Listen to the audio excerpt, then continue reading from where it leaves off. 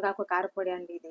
ఈ మునగాకు ఆకులు మాత్రమే కట్ చేసుకొని శుభ్రంగా కడిగి నీడలో ఆరబెట్టాను. ఆరబెట్టిన ఆకులు 4 కప్పుల వరకు ఉన్నాయండి. 3 టేబుల్ స్పూన్ల ధనియాలు, 1 టేబుల్ స్పూన్ జీలకర్ర, 10 ఎండుమిర్చి, ఒక పెద్ద వెల్లుల్లిని పొట్టు తీయకుండానే ఇలా రెబ్బలుగా వేసుకోవాలి. బాండీలో టేబుల్ స్పూన్ నూనె వేడి చేసి ధనియాలు, జీలకర్ర, ఎండుమిర్చి దోరగా వేయించాలి. మునగాకు కూడా వేసి దోరగా ఫ్రై చేయాలి. 2 నిమిషాల పాటు ఇలా వేయించుకుంటే సరిపోతుందండి. రుచికి సరిపడా ఉప్పు కూడా వేసేయండి. స్టవ్ కట్టేసి చల్లారనివ్వాలి. చల్లబడ్డ దినుసులను మిక్సీ పట్టుకోవాలి.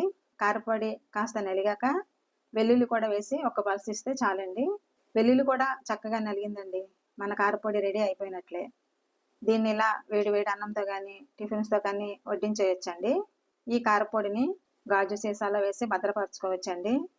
3 నెలల వరకు నిల్వ ఉంటుంది.